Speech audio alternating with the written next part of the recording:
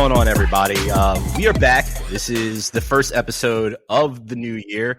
Happy New Year to you all. We missed you. There's a lot of sports that we did not talk about in the time being, but Sam Harrison and myself have family, and that is more important. So we love you, but I'm just going to tell you the truth about that. Before we get into this, I want to take the time to say this. I know we're starting a new year. There's new beginnings for a lot of people, but I would feel like I failed my friends and family and all those that are listening to not take the time to think about those that did not make it into the new year. And I want you guys to know that we are with you all, sending love to everybody that's going through things. I know the holidays are tough. We didn't get to talk about that. And I'm very thankful to have the supporting network that I have, friends that I have, people like you that take the time to listen to us. And I know the three of us extremely appreciate you all, and we're thinking about anybody that's going through anything. So I just wanted to take the time to start there.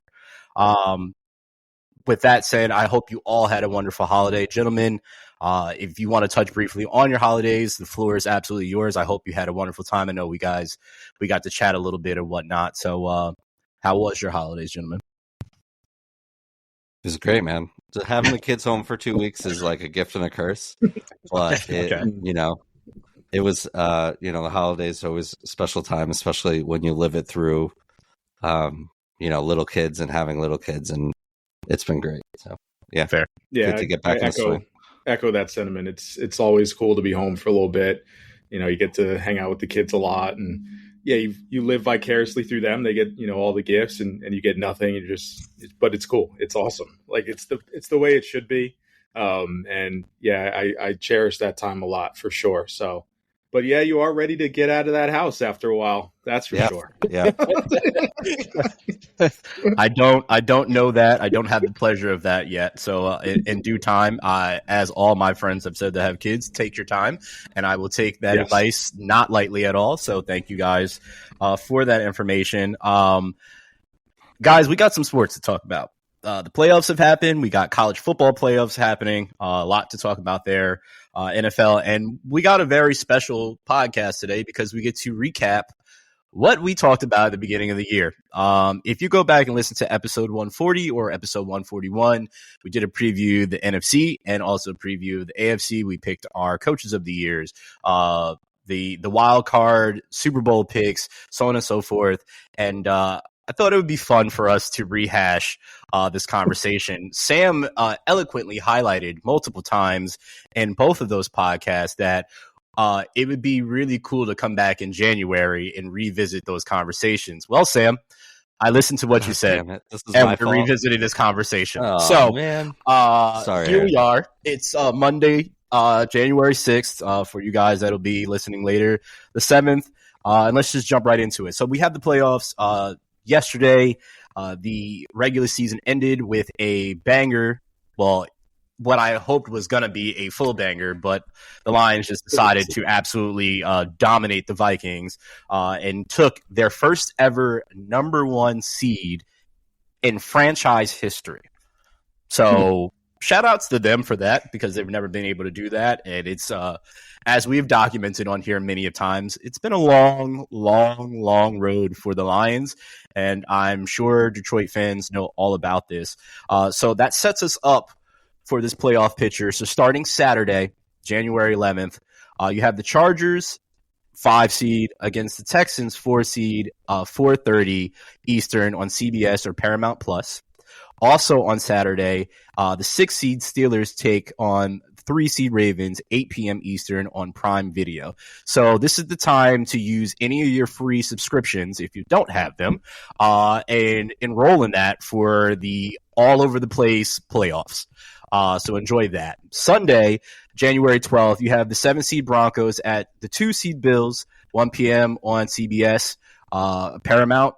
7 seed Packers go against the 2 seed Eagles, 4:30 p.m. Eastern time, Fox Deportes for my Spanish folks.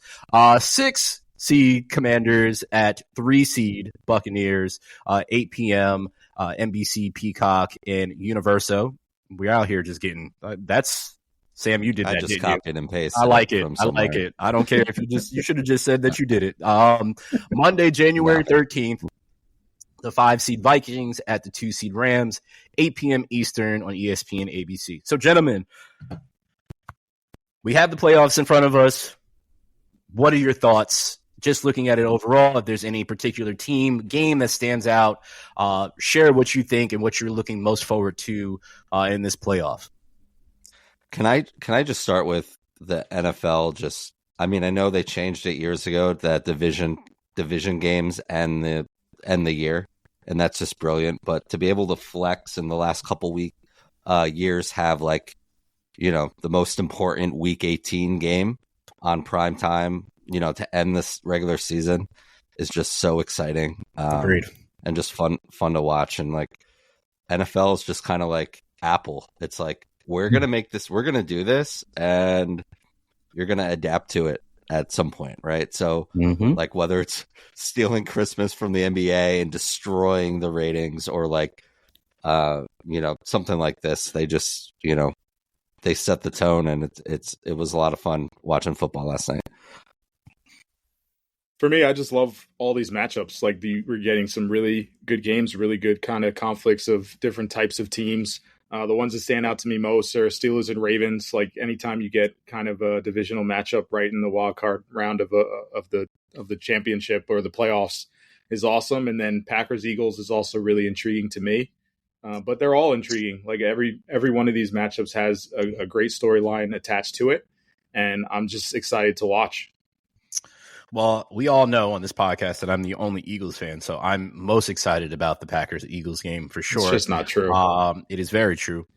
It got more interesting knowing that Christian Watson is not going to be in the game, and that Jordan Love has this elbow injury, but says he's good to go. So that adds a little flair to this matchup for sure. The 5-4 game that starts the playoffs off, the Chargers-Texan game, that should be fun. That definitely should be fun. I'm just very curious of what Texans team shows up. Same goes for the Chargers too. Because the Chargers have phenomenal defense, top 3 defense in the league. But what does the offense do? Harrison, you highlighted the Steelers-Ravens game. No matter if they're playing in the regular season or the playoffs, that is always one of the toughest games that you 100% want to get your popcorn, sit down in front of, regardless of what team you root for, or you have no vested interest in either of the teams, just to watch some good football. That's going to be the place to watch that for sure. But I think the most intriguing matchup for me is the Broncos-Bills game, because I think anyone can win that game. And that can knock out arguably the MVP, depending on who you look at, which we can discuss later. But I think that game, the Broncos are kind of hot, got a really good team overall. Bills have a good offense, obviously one of the best quarterbacks, if not the best quarterback currently this season in the NFL. It just should be a very, very interesting matchup there. So I'm looking forward to all that. There's one now. I don't really care for the Vikings-Ram game. I feel that the Vikings are going to run away with that, but maybe the Lions just gave us all the blueprint for what the Vikings are after watching Monday night game. Very curious what will happen. But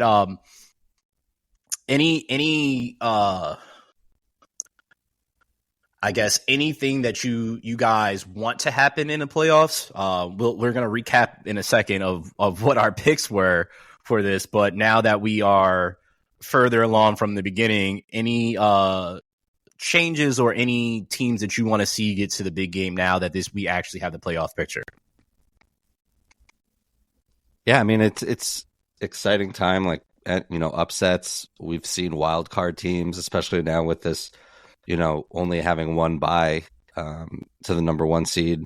We've seen a lot of just chaos happening, and these teams, it's just crazy to see, to your point about the Rams, or, even, to have a 14 win team go on the road is insane. But here we are. So yeah, I mean, there's a lot of intriguing matchups here. I wouldn't call any of them really gimmies, just based on how these teams, especially some of them, have ended the year. Yeah. Some more than others, but anything could happen in January football for sure. Agreed. Like, I don't have my Cardinals anymore, so no more rooting What are you gonna interest. do, man? Well, we're a defunct Eagles fan, so You're not an Eagles fan. Stay with the I Cardinals. just hope everyone has fun. There we go. I'll take that. I'll take that. We're going to talk about the Cardinals very, very shortly as we do this NFL recap. So as I mentioned at the top of the show, Sam suggested that we come back to this in January, and I took that to heart, Sam. And I wanted to go back and share what we wrote in January. So starting with the NFC, we had coaches on the hot seat. We had Mike McCarthy, Nick Sirianni, Brian Daboll, Matt Eberflus, and Dennis Allen. Sirianni's seat is cold. You have McCarthy, he's unknown at this point in time. Daboll is staying. Dennis Allen and Eberflus both were fired during the middle of the season. So we were 2 out of 5, excuse me. So we were okay. We were okay with that one. We also asked if Brandon Ayuk would stay or be traded to the Niners. Harrison was absolutely adamant that he would be traded. That did not happen. He should have been, but didn't happen. We also asked if the Niners would have a Super Bowl hangover. So Brandon Ayuk stayed, and the Niners definitely had a Super Bowl hangover. We asked if the Eagles can bounce back after last year. I simply put, yep, because they did. Are the Packers a true contender or contender? Can the Lions build off of last year and get to the Super Bowl? They locked the number 1 seed, as I mentioned, against the Vikings, so we don't know. That's still a work in progress. And can Caleb lead the Bears to the playoffs? Nope. That did not happen at all. So let's get right into the NFC West. This is very interesting. I'll give us all our picks. Sam and I both had the Niners. Harrison had the Arizona Cardinals. If you've been paying attention, all three of us are absolutely wrong. Sam was concerned about the Super Bowl hangover for the Niners and the injuries. So shout out to you for that one. You were spot on. Harrison picked the Cards as a sleeper and said that the Niners had a lot of holes and the Cards are stretched. Harrison said this for 2 of his teams to bail himself out, to be very, very clear, so he could have this little thing built in. This is true. This is facts. You can go back, listen to episode 140 and 141. It's there. He's shaking his head. No, it's truth.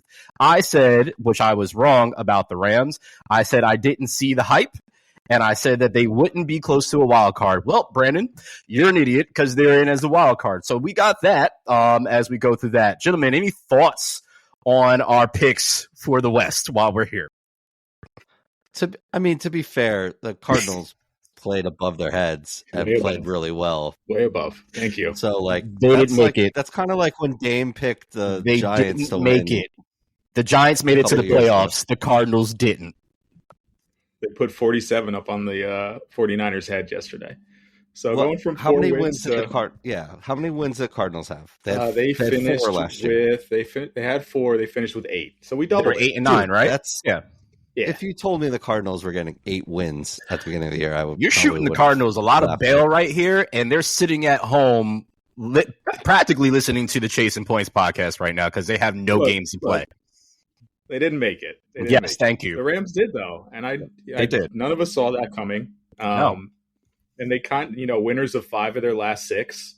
They really turned it on at the end of the year. Everyone got a little bit healthy. They were definitely injured to start the year, and they had a solid end of the season. But I think like we said during the whole stretch of it, like the NFC West was going to be really tough to pick, and it was a winner. A 10 win team is going to the playoffs for that division, and that's you don't say that for all these divisions. That's a tough one to win, and kudos to them for doing it. Seahawks just missed out. Shout out to them. 10 wins first season with their new coach. They deserve kudos as well. But I think going forward, that division is just going to continue to be as tough as it was this year. for next year and for the foreseeable future. Well, you know what's funny, Harrison, is that you said on the podcast that I mentioned saying that the NFC North was going to be the toughest division in the NFC, and you said, nope, you begged to differ that the NFC West was tougher than the North. You went on to say... How do we define tougher?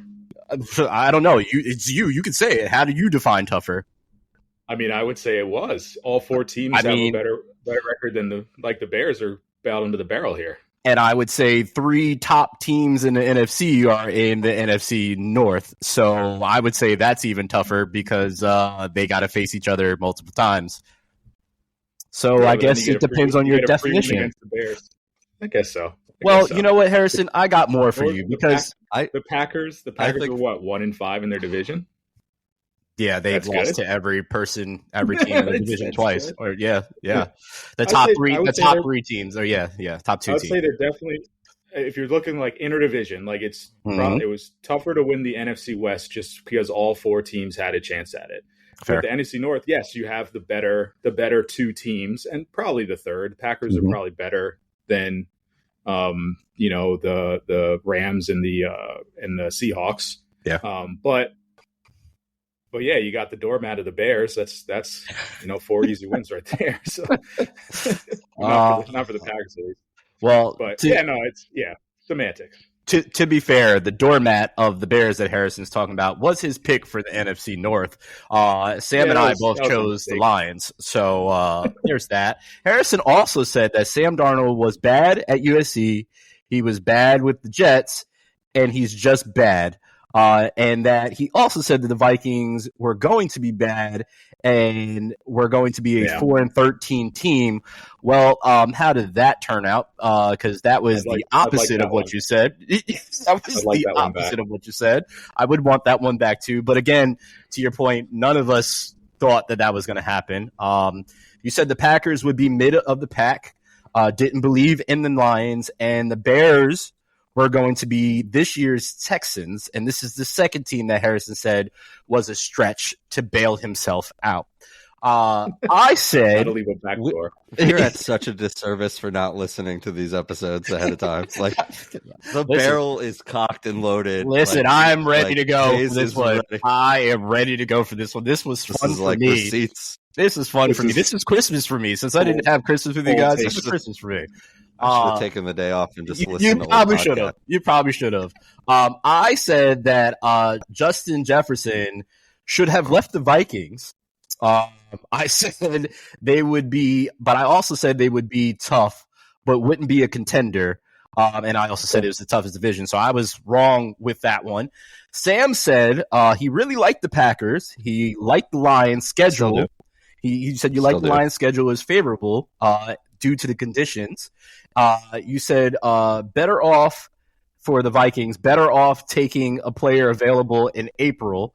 The Vikings are closer to the first round pick than winning the division, is what you said. So gentlemen, now that we've had some revisionist history here, what is your thoughts? Can I start? I've watched a lot of Sam Darnold football games. Okay. And the Sam Darnold we saw yesterday, and he was under duress for most of that game. He was. And talk about seeing ghosts. Like Aaron Glenn made sure that happened. And I know he's been playing exceptional all year long, but I was expecting to see yesterday's Sam Darnold for most of the year. And as was most of everyone. Like the Vikings are like when they started 5-0, 6-0, when they started that way, everyone was like, what is happening? And it was behind their defense. Like Brian Flores was absolutely scheming up. Darnold was playing well. He was playing great, but he wasn't under pressure.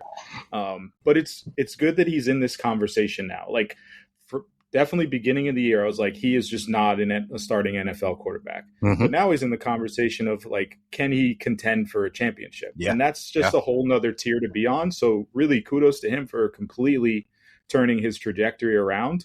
So now he gets the other side of the coin and the other side of it where it's like, all right, now you're expected to be great. Yes.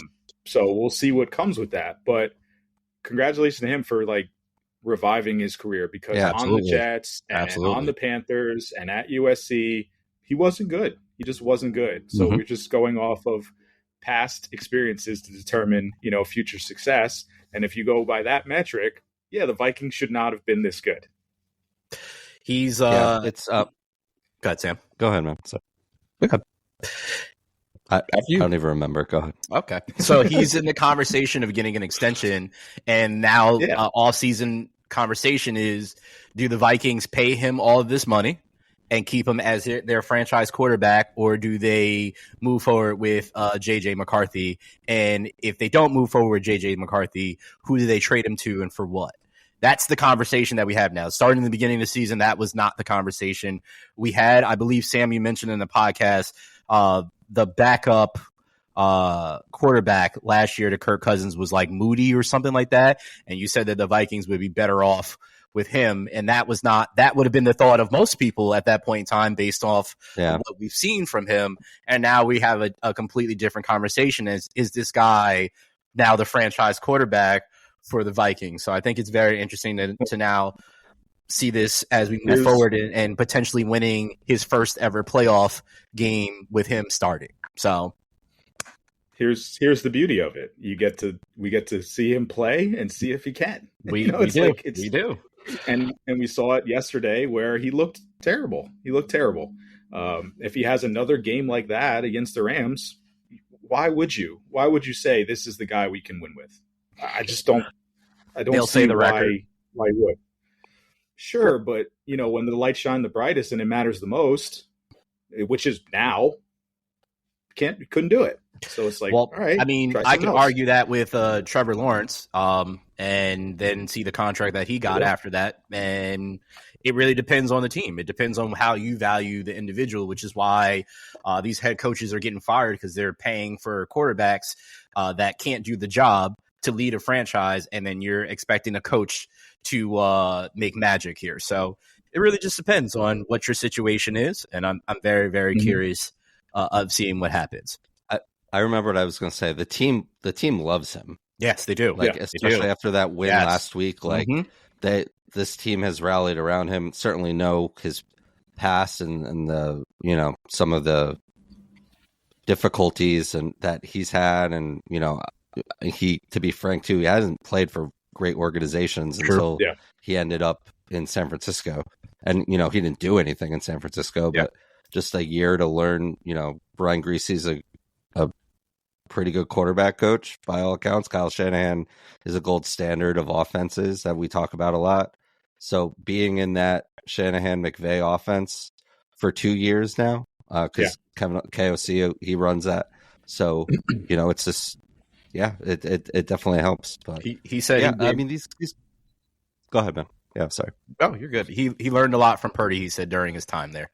So that helps as well, just to sit behind him. He said watching his preparation for those big games and whatnot helped him out immensely, and that's pretty cool. I mean, he was there last year for their Super Bowl run, so that's a different type of experience that you get to see compared to not even getting anywhere close to that. So seeing that preparation from there, and yes, Purdy is younger than him, but that doesn't mean anything. You watch somebody prepare that is essentially statistically better than you, you can learn a lot if you want to be a sponge. So, and McCown's the QB coach of the Vikings, right? Josh McCown, because he was with the Jets in the QB room when Darnold was drafted, and they were really close.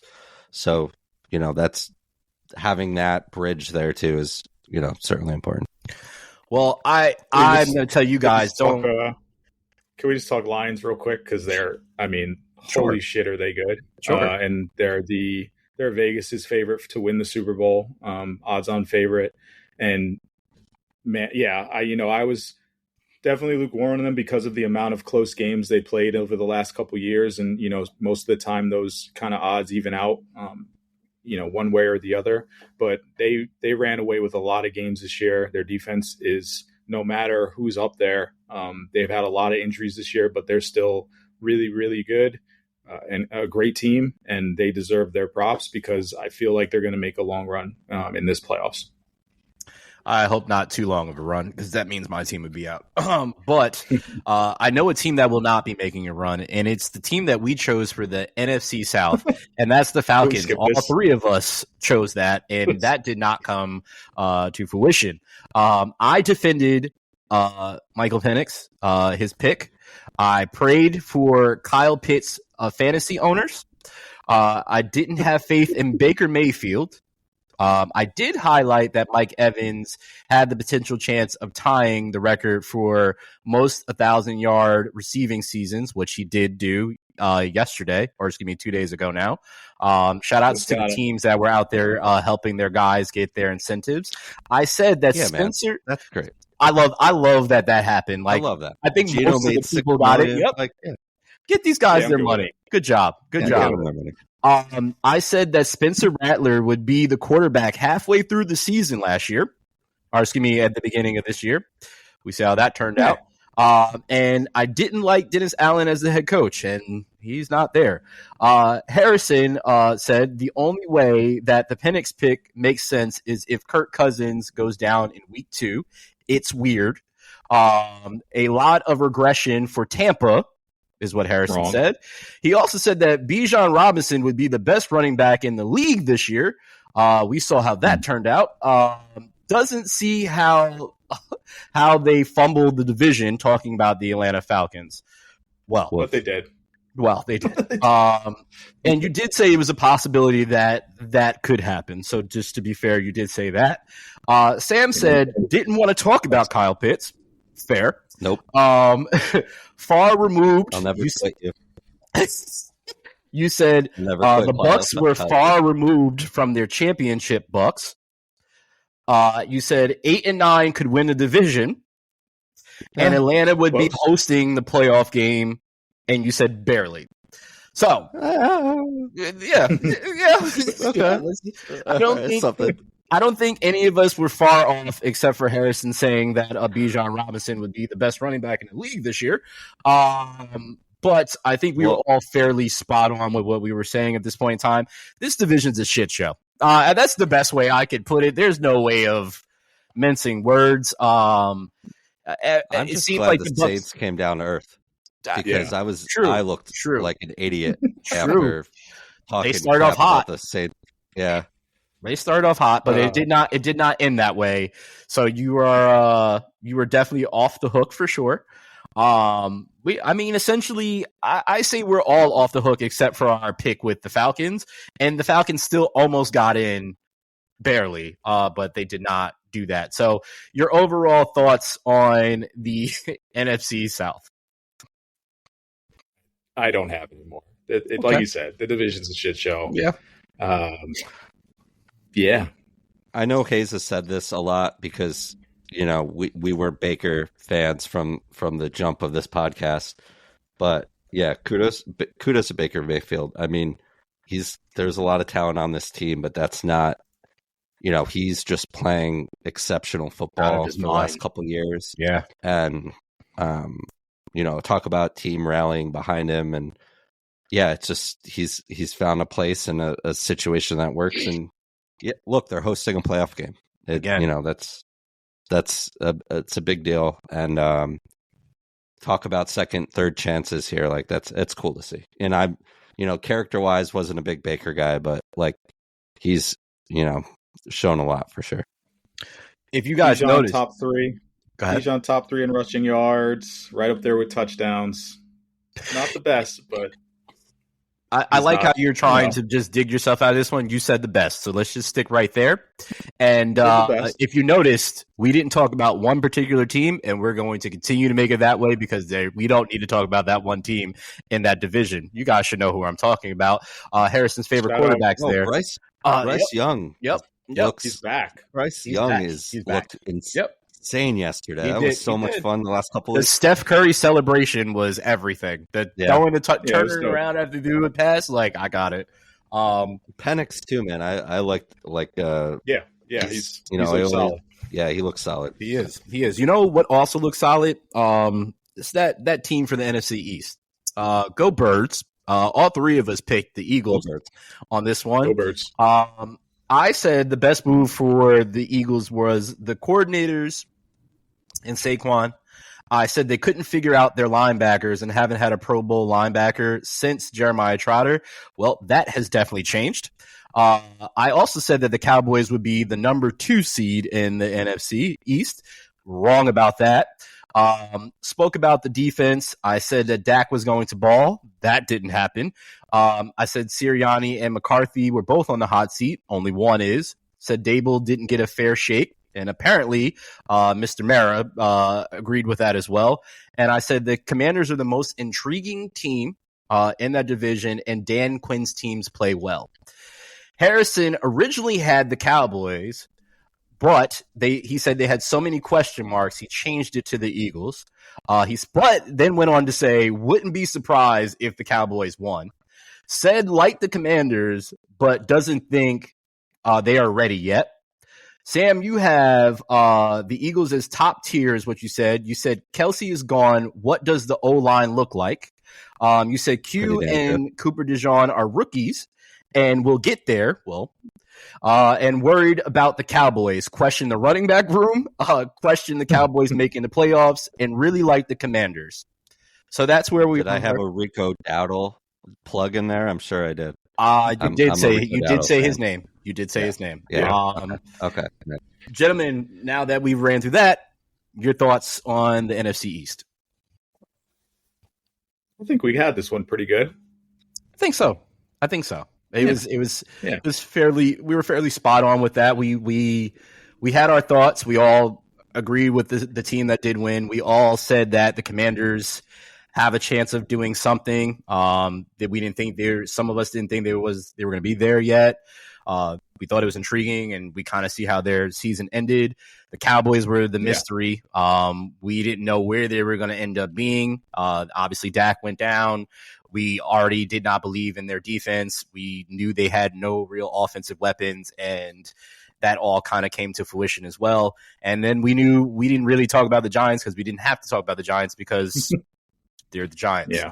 So there's that. So our wild card picks, I had the Cowboys, the Packers, and the Seahawks. Sam had the Packers, the Bears, and the Seahawks. And Harrison had the Niners, the Packers, and the Lions. For the NFC Championship winner, I had the Eagles against the Niners. Sam had the Eagles against the Lions, which is still a possibility. Ooh. And Harrison had the Eagles against the Cards, which is not a possibility at all, along with my Niners not being a possibility at all. That's so good. So there's that. This is fun. Why are we doing this? This is fun. It's fun. I like this. This is fun. All right, let's get to the AFC. What'd Gino say that no one wrote back? Yep. Well, the Cardinals have been writing back, so I'm writing back for you. The AFC coaches that we had on the hot seat were Sean McDermott, Robert Saleh, Kevin Stefanski, and we said casualty if Watson doesn't do well. So McDermott's seat is cold. Robert Saleh got fired super early and was a casualty at war, a casualty of Aaron Rodgers. And Kevin Stefanski, we don't know yet if his job is safe or not at this point in time. We went on to ask questions. Go ahead. I think it is. I think it is. Okay. I think it is too. We went on to ask these questions, major topics going into the season. What does Josh Allen do without Diggs? Will it hurt the Bills? Well, they were just fine. They're smooth sailing. Will Justin Fields start the season? If so, when? He did until Russ came back. Can the Chiefs three-peat? That's a work in progress. Will the Bengals return to top contenders? No, because their defense is ass. And they fired their defensive coordinator today, correct? That was who got fired, the defensive coordinator? Amarillo. Yeah. So there's that. Can the Ravens finally make the Super Bowl? Work in progress. And what will Deshaun Watson's season be this year? He ruptured his Achilles. So that would be what his season is. Let's go into the AFC East winners. Sam started this segment off, and I gave him the floor about his Jets, and he was just so somber about it. And there's a reason, as he's a fan of them, but he would still talk highly of them. And he also chose the Jets. I chose the Dolphins, and Harrison chose the Bills. Harrison was the only one right. So I said for Josh Allen this year, It was put up or shut up. I said, I think the Bills would have a down year and have a wild card. Well, Jets would go far if Aaron Rodgers is 4/6 of what he used to be, and they would make the playoffs. And then I said, I'm hesitant about drinking the Kool-Aid for them. And then I had the Dolphins higher than all of them. Harrison likes the Jets' talent as a whole without A-Rod, said that Tyrod Taylor could be the quarterback even if Aaron Rodgers is not there and lead them to the promised land. He said they have the best talent. Excuse me? They should have gave him a chance. I mean, they kind of did, but not really. The AFC East, they're the best talent in AFC East. You said you really like the Bills. You like their... I did. Oh, no. Did we lose him? Robot Hayes. Hayes is frozen. So let's see here. Where'd we leave off? Me really liking the Bills and their young wide receivers. You were right there. Really talented. Hey, look at you. Only going as far as Aaron Rodgers. And Allen will have a great year and spread the ball who's going to catch? He did. What happened? What'd you say? Oh, you cut off for a second. You froze, so we kept going. Oh, okay, cool. That was great. Now I'm back. Whatever. Okay, cool. Who's going to catch the ball for the Bills was your question. Pats will be the top, be in the hunt for the top 5 draft pick. You like the Dolphins, predict a lot of injuries, and lean towards Miami and the Jets, and could easily see the Bills. Gentlemen, what are your thoughts on what we chose here for the AFC East?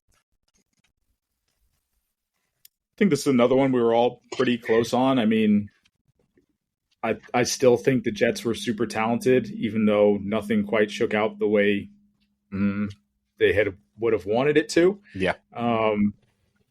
But yeah, no, I mean, obviously I was high on Josh Allen and high on what the Bills had around them, and that led me to pick them. And then I was really kind of dubious of the Dolphins' schedule, and especially their end of year schedule, which they found very tough. They did, pick up some wins and make some type of noise, but now Tyreek Hill is saying he's out, and the future is interesting for them. But yeah, I think we were pretty on the mark with a good amount of this.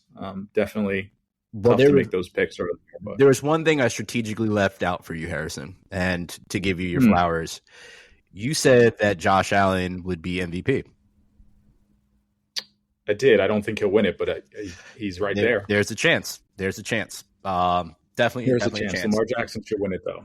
He should win it, but I think voter fatigue is going to give Josh Allen it, and I still think that Lamar Jackson is the best quarterback in the league this year. Statistically, has proven that and is having one of the best years as a quarterback ever.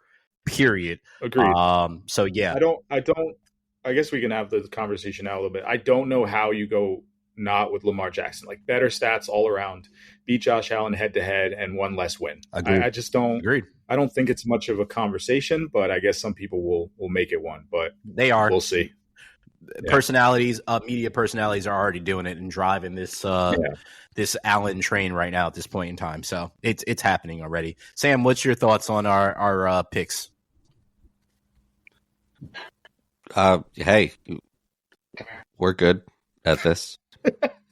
We are. We're professionals. We're professionals. We're so good. No, I mean, here's the thing. Like, being able to, I feel like a lot of these questions and a lot of the narratives going into the season, a lot of it shook out. Some of it didn't. I think where we asked questions and, you're losing Stephon Diggs. How the Bills look there? What does a healthy Aaron Rodgers look like?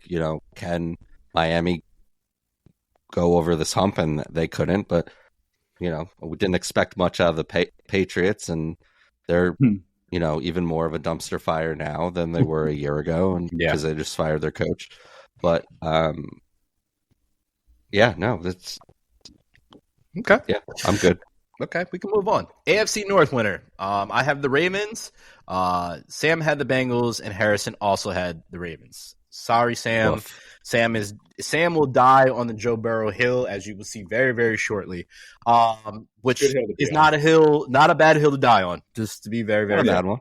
I said, curious what offense would look like for the Steelers. I said Browns defense is great, and question Intrigued by Ja'Marr Chase's contract. Wondered if they were the cream of the crop, meaning the Bengals. And does acquiring Derrick Henry put the Ravens over the top? Harrison has Watson Browns will be tough. Steelers number one defense will run the ball a lot. Joe Burrow will come back. Believe the Bengals said they would get back to where they were. Browns are a good team and can make noise. A good team regardless of quarterback is what you said. The Steelers will be the most annoying team to play. You were very, very spot on with that. Sam said, Browns talented team stuck with Watson after restructure, however, not convinced. Burrow as MVP, which he could have been. He should have been. His stats are crazy. You said Mixon was addition by subtraction and Chase Brown. We saw the year he had. Questions on the defense, not doubting Henry again, likes Ravens, and it would be a two-team race. Your thoughts, gentlemen, on this? I feel like we were like half right on a lot of each of ours. Like, kind of had just some half truths, some things that came through for us. I appreciate Hayes not putting all of me burying the Steelers for 10 minutes. This is not a burying section with any of us. This is just fun. Not going to do that to my friends. Yeah, they Steelers have struggled though, but yeah, we're. I don't know, man. Browns, man. I'll want that one back. Yeah, but their defense should have been good. Like, yeah. Hey, man, they punched the Cowboys in the face at the beginning of the year. We thought it was the Watson thing really threw the whole team for a loop. It did, and it completely tanked any idea of being a good team that they had.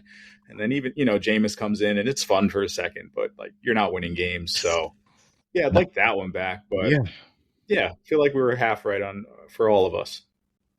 Yeah, I want the Browns defense being great back. I know they weren't the worst defense, but they weren't the number one defense, which they were the year prior to.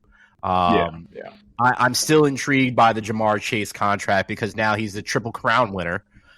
So his price at the beginning of the season was a certain price, and now after he won the Triple Crown, it's through the roof. So if we thought that T. Higgins was going to re-sign, or thought there may possibly have been a chance, I'm sure Ja'Marr Chase's number is going to be astronomical on signing now. Yeah. So I don't know if that's going to be there's no money left still. Yeah, there's going to be nothing.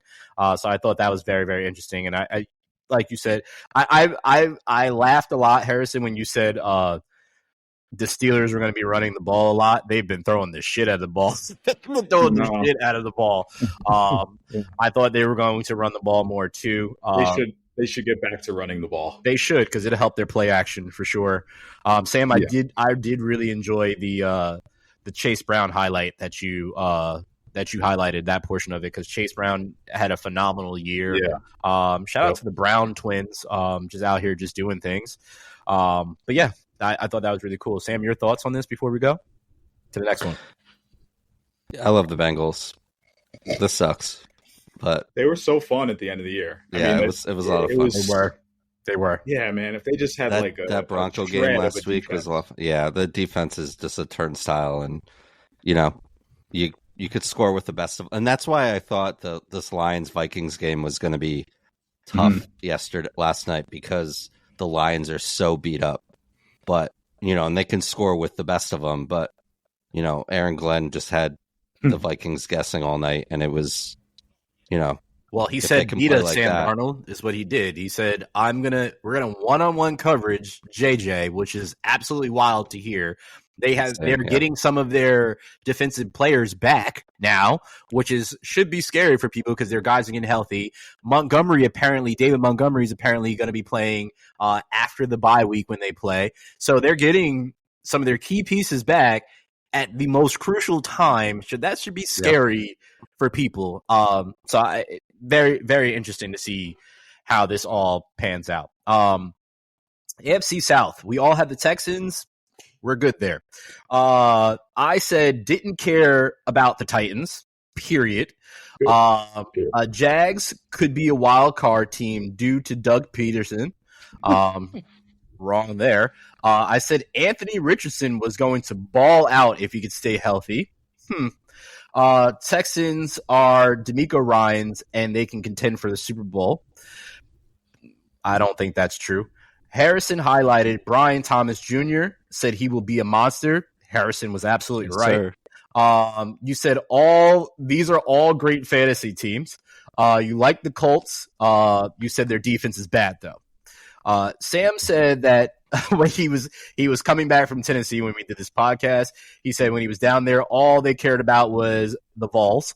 You said Anthony Richardson is a freak and has comps to Cam Newton. You said you like Shane Steichen a lot. Understand paying for Trevor Lawrence. Think he's talented and believe in Doug Peterson. All right, thoughts, gents.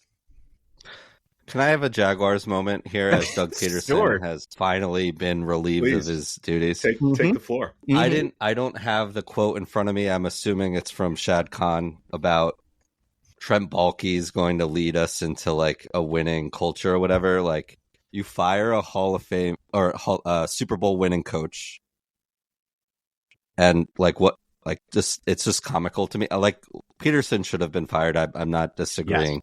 Yes. But like Trent Baalke like destroyed the 49ers dynasty and didn't win anything.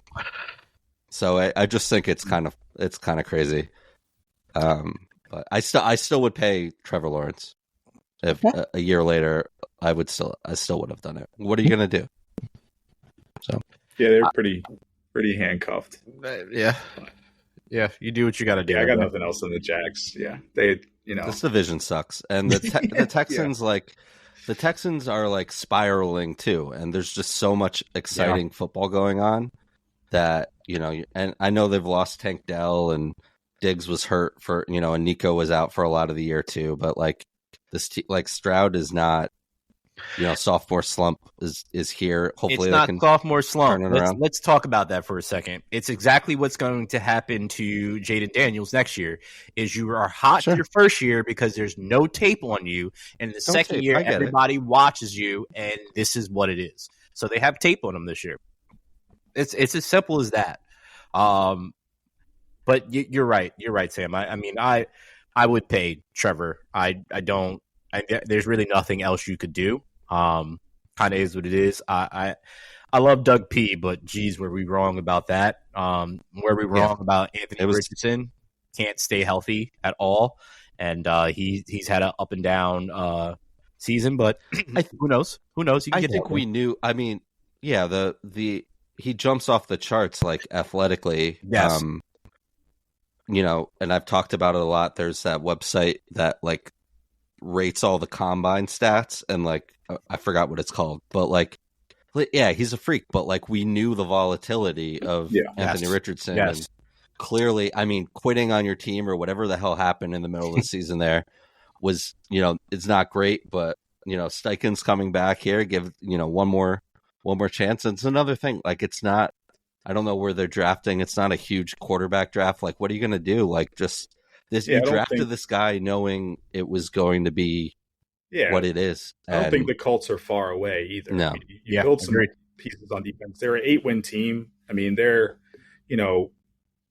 right there. I mean, there's no runaway favorite in this division. Like the Texans are fine. I think we're all kind of lukewarm on them. So it's like, yeah, you build some pieces through the draft. You run it back with your coach. I think Anthony Richardson can get better. I think we all think that. Yeah. And he won them some games. He lost them some games, and the defense lost them some games. And that's how you get to 8-9. So they're just kind of like a middle of the road team, which has more upside than downside, in my opinion. Yeah, you're absolutely right. And some of the best throws of the year came from Anthony Richardson. Yeah, and some of the most confusing throws of the year came from Anthony Richardson. Yeah. And we all knew that. Like, that's just, you who said it? Like, you don't have Steph Curry not shoot threes. Was that Sean McDermott? I don't remember who it was, but like, it's just a kind of thing. You just have to, he's got to learn to be a quarterback. Yeah. And thankfully he's on his rookie deal and you're not paying him that much. And you have another year to see if he is the guy. So didn't necessarily think Joe Flacco was going to turn back into a pumpkin either. So I love how Harrison said he have another year to see that's in his 3-year window. It's right there. It's right there. That was also a topic of the podcast. I like that. It's the point. It's the point of these deals, man. Yeah. Well, there's a person's deal that we know that we can just keep giving him money and he's just going to keep winning, and that's the winner of the AFC West of who we chose, which was the Chiefs, and that was literally the no-brainer for all three of us. We all said that very, very quickly. I said that Bo Nix will push for the Rookie of the Year. Nice. I said Chargers will contend with the Chiefs, and I said Raiders will just give the ball to Davante Adams. Well, Harrison said Chiefs division and got better wide receivers. You're interested in Bo, but you said lukewarmer. It was compared to Trevor Lawrence. You said you're lukewarm with him, and then you said you're lukewarmer on Bo Nix. Chargers really good defensively. Raiders defense really good. Chiefs are on Patriots type run. Sam said he is not hyped on Worthy compared the situation to McCole Hardman and other receivers. Thoughts on this one?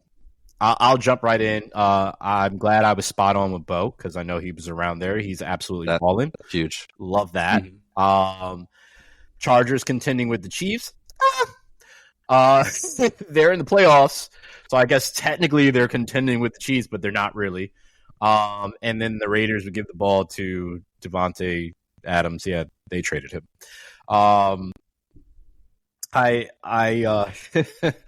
I laughed with the Harrison's Raiders defense. That was fun. Yeah. It's not good. No, it wasn't. It wasn't. And Sam's not hyped about the Worthy thing. Kind of panned out. He had flashes in the pan, but he's still young. He's just still out there learning. But yeah, and I had pushback about the Hardman thing. I was like, "Whoa, don't do that." But I mean, it's early. Yeah, think you see the talent. And with the fastest combine run at 40 time ever, like the talent's there, the system is incredible. I don't think it was necessarily slander. Like it was let's pump the brakes here. Mm-hmm. And he came out the gate swinging like that first game against the Ravens. Like that was like what a fun game, and like wow, like Rashee Rice on the other side, and yeah, this receiving core has come a long way. I know there's a lot of new additions. And Rice is out and a lot of different things, but I guess it kind of worked out, but I still like the talent. I was just like, let's pump the brakes here a little bit. Yeah, fair. I think my comment, the Chiefs on the Patriot run was a lot to do more with like the division and how it's set up, and how when the Patriots were winning all of their divisional titles, a lot of the teams around them were weaker. Yeah, and that was more so my point to like their Patriot like run. While yes, they are going for a three-peat, they haven't looked as impressive as that Patriot dynasty. No. So yeah, we'll see if they can put it together in this playoff run, but they do have a good amount of question marks. They do. Very much. I love that the Chargers and the Broncos made the playoffs with just so many questions. Like both their defense, we were never questioning their defenses. But from an offensive standpoint, Ladd McConkey and J.K. Dobbins and Justin Herbert, Bo Nix, Cortland Sutton, Marvin Mims, there's a carousel in the backfield there in Denver, but like these teams, like, just put it all together. Imagine the Chargers or the Broncos with a, T. Higgins or something like that. Like it'd be. Yeah, it's crazy. I just want to shout out Patrick Surtain as well. I saw a fun stat said QBs would have a better QBR throwing it into the ground than throwing it at him. He's a monster. Teams know it's the Revis effect. Is you throw it to the opposite side of the field the whole game. You don't throw it at his side. Yep, can't throw it at him. Only first round pick in the on that whole defense, right? Think so. Yeah. Yep. It's shout out to the Broncos getting their quarterback, and shout out to the Chargers getting their head coach. Wild card picks. I had the Colts, Bengals, and Bills. Sam had the Ravens, Bills, and Dolphins, and Harrison had the Bengals, Steelers, and Jets. AFC Championship winner, I had the Ravens over the Texans. Sam had the Bengals over the Chiefs, and Harrison had the Chiefs over the Bills, which is one that is very, very likely to potentially happen. We'll see. Super Bowl winner, I have the Eagles over the Ravens by a field goal. I don't know why I put a field goal, but whatever. Got really specific. I did. Sam had the Bengals over the Eagles. F you, Sam. And Harrison had the Chiefs over the Eagles. Sorry, F you, Harrison. So there's that. MVP, I had Jalen Hurts. Sam had Joe Burrow, and Harrison had Josh Allen. Offensive Rookie of the Year, I had Caleb, Sam had Caleb, and Harrison had Jaden. I did. Which is very interesting because I was on Jaden's side in our conversation and you were on Caleb's and you still picked Jaden and I went and picked this. How that makes sense, I don't know. This one is funny as hell to me. The Coach of the Year, I had Shane Steichen. Sam had Matt Eberflus. I will repeat that. Sam had Matt Eberflus as the Coach of the Year, and Harrison, not much better, had Jonathan Gannon as his Coach of the Year. Wow. Mistakes were made. If the Bears or the Cardinals made the playoffs, that was my thought. They would have gotten first place votes. That was my thought process. That's all I was thinking of. If I would have hit the lotto, I'd be living in a house somewhere away from here and would have bought you guys equipment and a studio to record this podcast in. But that didn't happen either. So here we are. No. Here we are. You can still buy us stuff if you want, though. Yeah, get me something nice. Yeah, nope, I don't got that money. Wild card picks, let's get into it. So the first game, Chargers, Texans. We're moving to the present now. Present day now. We just spent 45 minutes on the past. Yes. I have the lead. There's football here, guys. There is football. We all have the Chargers against the Texans. The Steelers at Ravens. We all have the Ravens. For Sunday's game, Broncos at Bills. We all have the Bills. For Packers at Eagles, we all have Eagles. For Commanders at Bucks, we all have the Bucks. That is very interesting. I thought we might have been divided on that one. Vikings at Rams. I have the Vikings. Harrison has the Rams, and Sam has the Vikings. Harrison, why do you have the Rams? I think the Lions laid out a good playbook. We'll see if the Rams can execute it. Okay. I like the Rams at home too. That's really it. I'm on the fence with this too. I mean, like right now, I would pick the Vikings, but for all of those reasons, Harrison, I that's what would have me leaning towards the Rams too. Okay, I just want to be different, and we ended the pick segment right when I was catching up on all of you guys. You weren't going to catch up. We conveniently took 3 weeks off when I was right there. You weren't a part of that decision? Did we just make the decision without you? Oh, I'm pretty sure you're part of that decision. We probably should have kept doing picks while we should have, but we didn't. We didn't do a damn thing in my head, and then we didn't do it. So it's fine. I'll next year I'll get them. Yeah, we'll see. You're probably gonna start clean with the playoffs. Yeah. I think I beat Hayes in the playoffs last year, but he beat me in the regular season. Yeah, it's okay. I'm going to make sure that doesn't happen this year.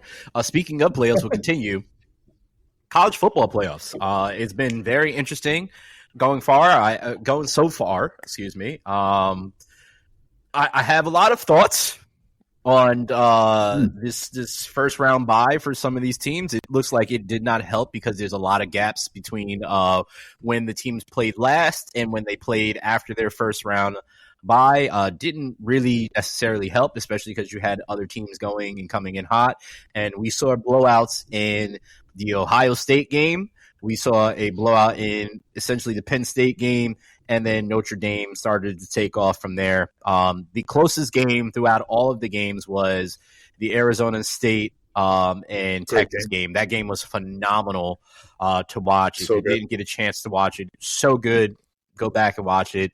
If you missed the Oregon Ohio State game, you did not miss much, especially if you're an Oregon fan, because you guys got a mud hole stomped in you.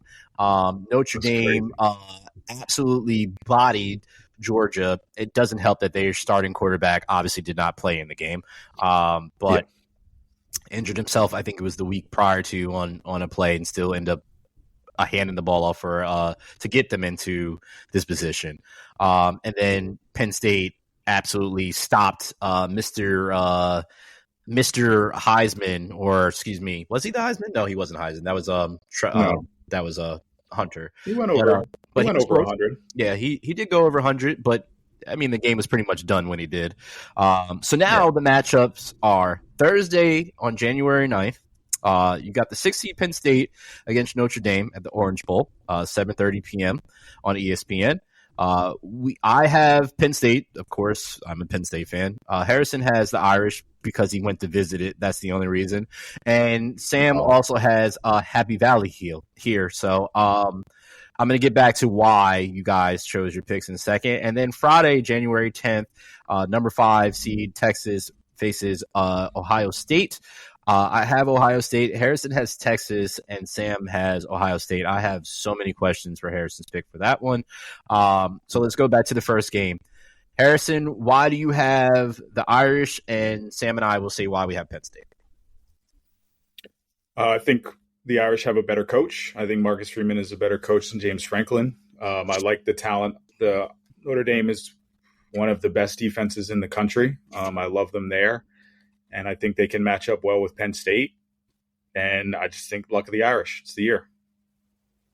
Okay. Sam? I have no true convictions. I just think Penn State's a better team, even though I do agree with you. Marcus Freeman is a better coach than James Franklin. Yeah. Well, so I'll say Penn State.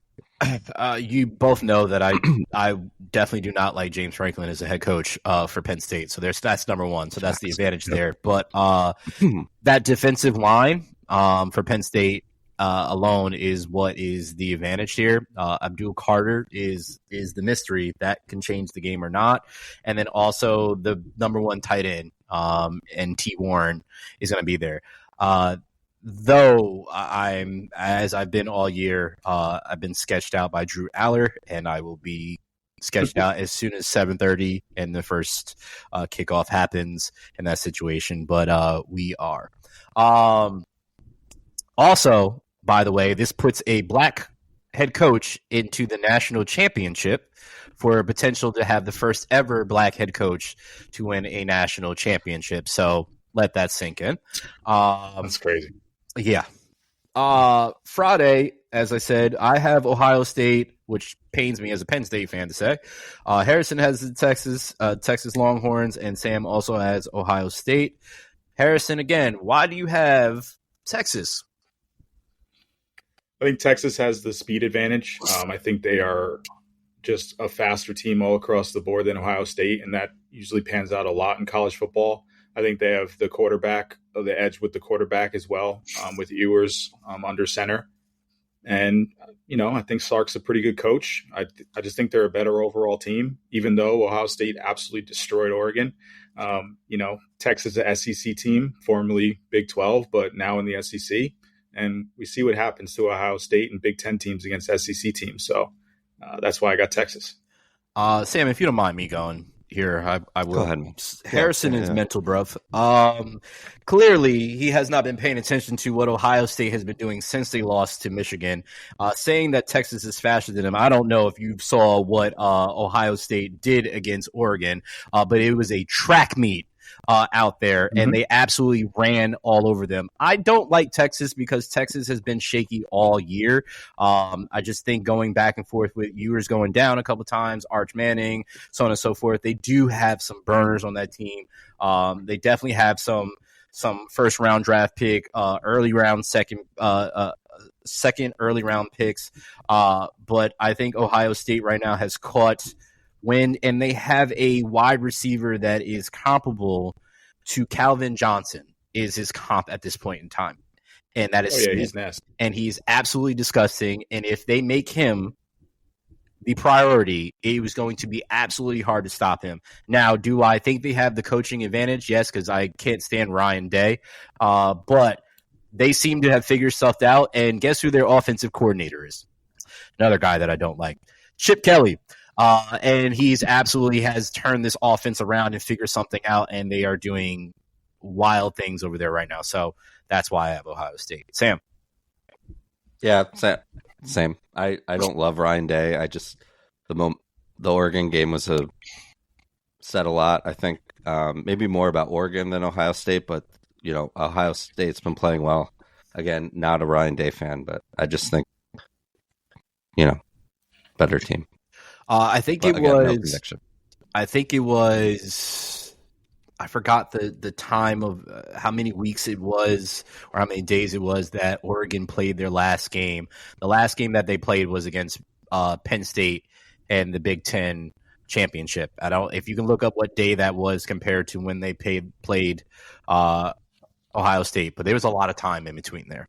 And I think they need to absolutely change that. And again, this is the first iteration of the college football playoffs to this magnitude. So I know there'll be tweaks made, but I think that is a mistake, having these guys sit so long and not playing any football and these other teams playing and getting hot prior to and just coming in already well oiled. Kind of the same thing that we see in the NFL. With that bye week in the playoffs, it could be a gift or a curse with the other team already playing the week prior to. But there is a bigger gap in college football than it is in the NFL. It's just a week compared to almost, I think it was like a month that they did not play, which is wild. So December 7th to January 1st, so almost a month. There you go. It's a long time. That's not fair, especially to the number one team. I don't know if that makes a difference or not, but I'm sure it doesn't help. But I guess we'll see how it's that. Kind of a similar timeline though, with even before this expanded playoff, though, right? I mean, you have bowl week. You have like both going in. You're both going in with the same kind of layoff. Correct. That's true. Yeah. So yeah. I don't know what they do there. I don't know how you give the one an advantage or the top four an advantage. That'll be interesting. I don't have an answer for that one, but it is some sort of a disadvantage. Like it is. Yes, it's the pros and cons of it where, maybe a big time player gets injured the week before for the team that's playing. So it's, we'll see how it shakes out. Very small sample size here early, but correct. 0-4 for the top four seeds is interesting. Yeah. Do we like year one of this expanded playoffs? Like, I do. Thoughts? Yeah, I do. I just think that it's just like anything. It's just gonna need tweaks. I honestly feel that ultimately this is gonna move towards what March Madness is. This is what it's inching towards that. It's probably gonna grow towards that eventually because I mean there's still people complaining, and then now people will argue, well, Alabama was the first teams out, one of the first four out, like on the bubble and whatnot, and then they get blown out or they lose to Michigan, right? So people will be like, well, they don't deserve to be in, right? So it's just going to be that argument. Nothing's ever going to be it. I mean, in March Madness, we still have people complaining about the first four in, first four out, all that situation. So I don't think it's ever – some team is always going to be upset no matter what, but I do like the format so far, but I think it needs to be tweaked. Yeah, I like it a lot because the alternative is more meaningless bowl games. Sure. This just gives a reason to watch. Like with other bowl games, I truly don't watch them. I despise them, actually. Sure. I think they're a waste of time. And I just don't tune into them. But these I'll watch because there are some stakes involved where it's like the Pop-Tart Bowl. No disrespect to Pop-Tart, which is amazing because they just eat a Pop-Tart at the end. Yeah. But no disrespect to that bowl, but I'm not watching. I don't care. I truly don't care. A lot of the players aren't playing anymore because why should they? They're headed to the draft, and correct. You're at risk of losing a lot of money. So on the flip side, we at least get some playoff football. While some of the first round games were definitely duds, it's better than the alternative. Agreed. I did enjoy the fact of the Pop-Tart coming out of the wrapper. Phenomenal. It's great. Phenomenal marketing. It's great. I'll watch that. I love it.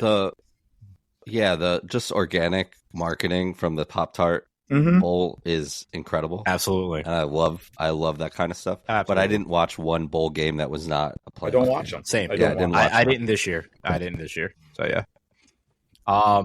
National championship game is on Monday, January 20th.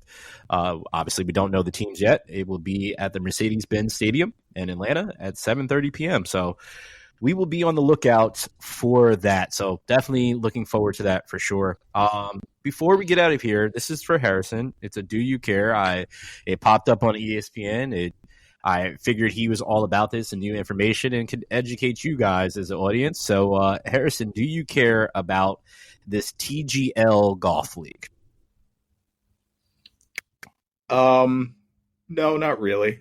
Okay, can you educate us on what you want to hear? Can you? I'll definitely watch it.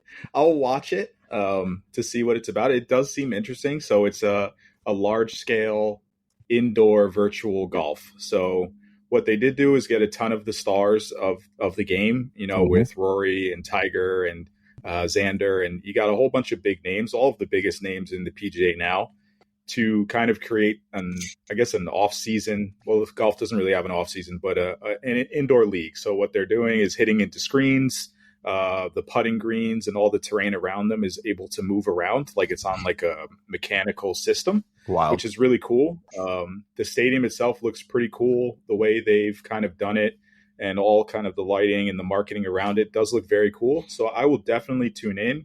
But to say like I care a lot about it, I don't. Golf is in a really interesting spot right now with kind of still with the split between PGA and LIV. PGA had a long off season. LIV hasn't played in months either. So I've kind of been out of the loop on golf because of so much football and basketball and other things. But PGA just had their kind of opening season event yesterday in Hawaii, and you always get like really cool views, and it looks amazing there. So maybe my golf fever will pick up as the season kind of keeps going and it gets warmer and I get closer to playing. But it's kind of golf's like dead season right now. So I'm interested, but yeah, we'll see where it goes. It does look pretty cool. Two things. One year I was in Hawaii when they were playing the opening tournament in Hawaii. Cool. And it was extremely busy at places all around, see people on the golf. And I got to watch some from the distance and it was like, I don't know who's on the tee, but whatever. This is cool. And the second thing is we can all go to Juices and hit some golf balls. I'm just saying, just putting it out there. I'm down. Gotta get my swing right. Okay. Gotta get going. Yeah. Good. It's time. I will flat out say that I don't care because I just don't genuinely care. But I will watch just to see what it's all about because I'm intrigued to see how this is built and as Harrison mentioned, the greens moving situation, whatever, and seeing some of the top tier golfers do this. I guess essentially to get their swings right and get going and just have something new to go and try to make golf all year.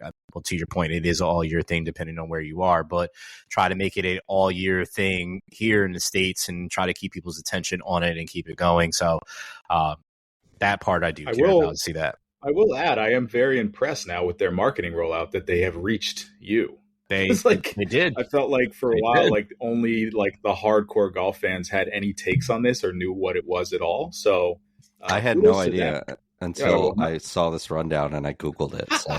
They strategically planned it and put it. It was solid marketing to put it on Monday Night Football with Scott Van Pelt talking and whatnot, and having Rory come over, and it's just like, okay, well.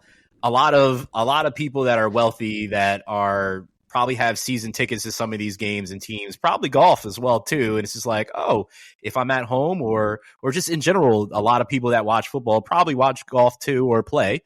And they're just like, let's tap into this huge market and see if we can get somebody interested. I mean, it got me to talk about it on a podcast. So here we are. No, like I said, I'm impressed that it has reached some of the masses. Like golf is such a niche sport.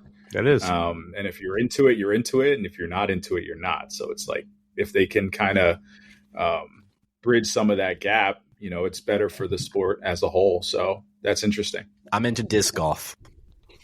I'm definitely not into disc golf. There's disc golf behind my apartment and it's wild. The first hole, I want you guys just to come here just so you can see the first hole in the distance to it and what you have to do and throw between the trees to get it to. Wild. To those that for some reason, disc golf has attached to my algorithm, and I've watched some guy throw a frisbee and bounce off 2 trees to then go into the hole, and I am amazed by what these people do. No. That's on no. ESPN, the Ocho. It's got to be. It's got to be. Yeah, that's an Ocho. Yeah, that's an Ocho That's sport an for Ocho. sure. That's it. I hope you guys enjoyed the recap. It will now be a permanent thing. It was fun for me. I don't care if it was fun for Harrison and Sam, but it was fun for me. Sam, could you take us out, sir? Well, I have one more shout out. Shout out Team USA. They won the World Junior Hockey Championship yesterday in overtime over Finland. So that's a fun tournament. It starts on Christmas and then goes all the way to, it's like a week and a half long tournament of all the top junior hockey teams in the world. It's awesome to watch. Again, another niche sport that I dive into for the week. But shout out Team USA. Won it in overtime. Golden goal. There you go. Fun fact, Harrison was a goalie, so just so you guys know. Sam, take us out. I wanted to also highlight that on Saturday will be 4 years of this podcast. So January 11th, 2021 was our first episode. So should do a recap of that episode. Yeah, no. But thanks everybody for listening. Great idea.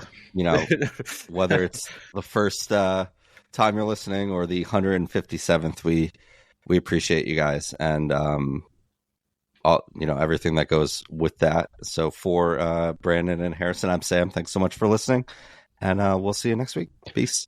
Go listen to the first episode on Saturday. Thank you. We appreciate you. Fly Eagles fly.